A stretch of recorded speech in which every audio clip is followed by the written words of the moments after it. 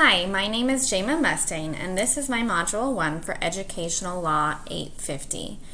In the following presentation, I'm going to give you a little bit of my personal information and also describe the three levels of government and the control that they have over public education. So I am currently a third grade self-contained virtual teacher. I will be moving into the second 6 weeks of school as the only third grade virtual teacher in our building.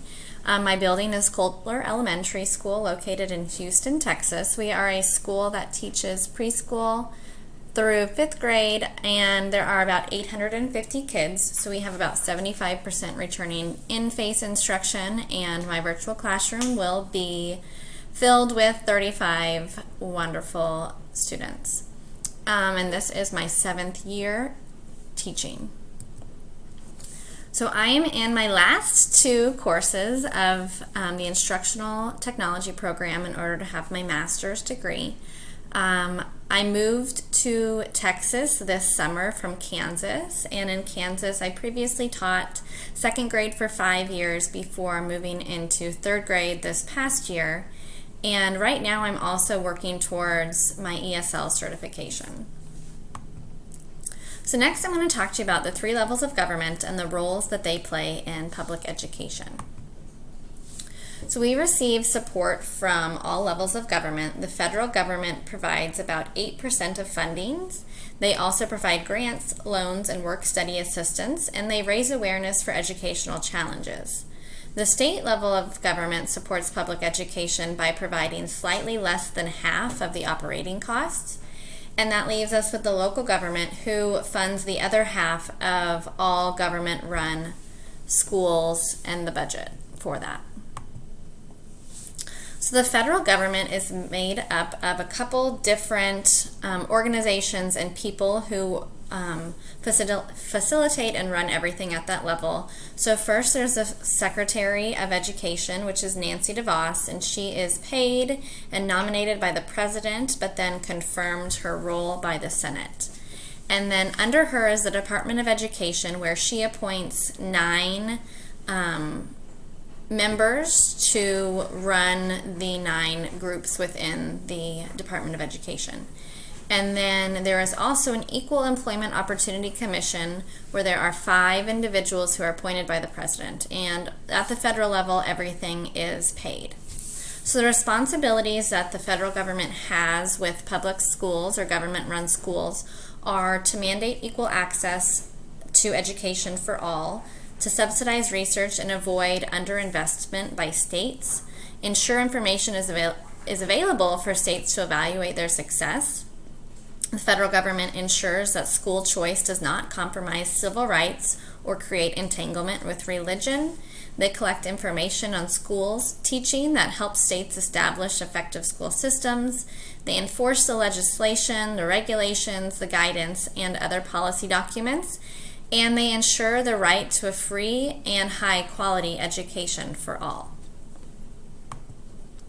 The state government has a Commissioner of Education as well as a State Board of Education.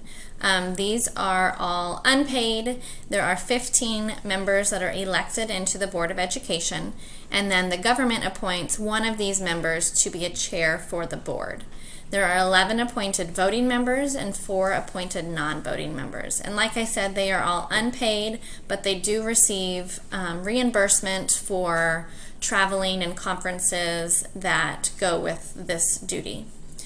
So the state government is responsible for generating benchmarks for achievement, creating, implementing, and enforcing the standards for all subjects. They have to meet requirements for funding as well as monitoring for compliance with certain federal guidelines. They administer the distribution of federal funds. They administer statewide assessment programs and accountability systems. They adopt instructional materials and manage their distribution process, as well as establish graduation requirements. And so the state level is actually the level that holds the primary accountability and oversight for all government-run schools. Then lastly, there's the local level, which is ran by a school board of 9 elected trustees.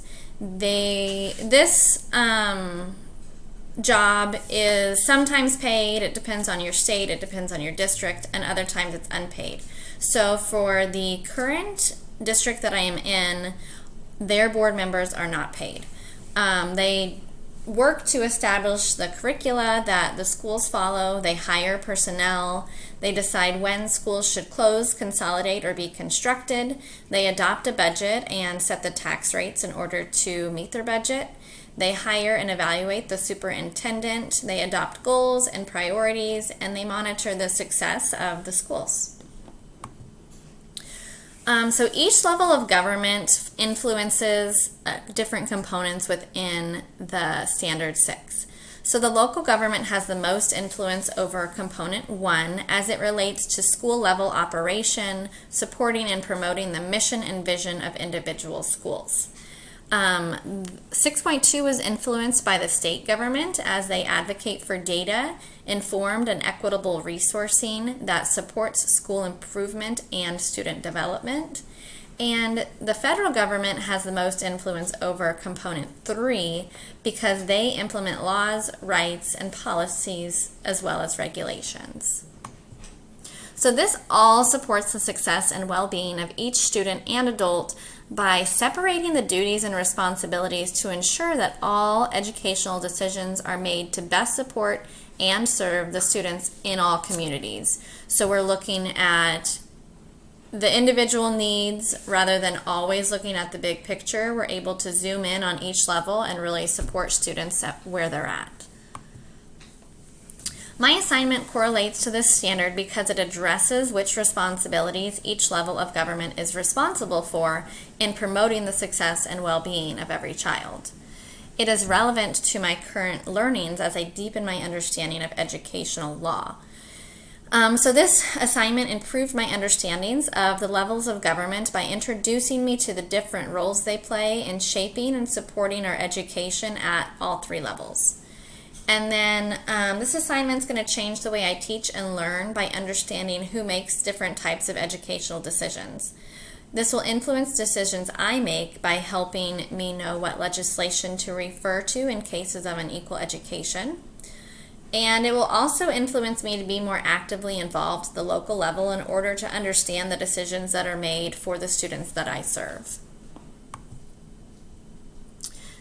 These are my references, so included with the given resources, there are some that I went out and had to find for local information. And thank you for your time.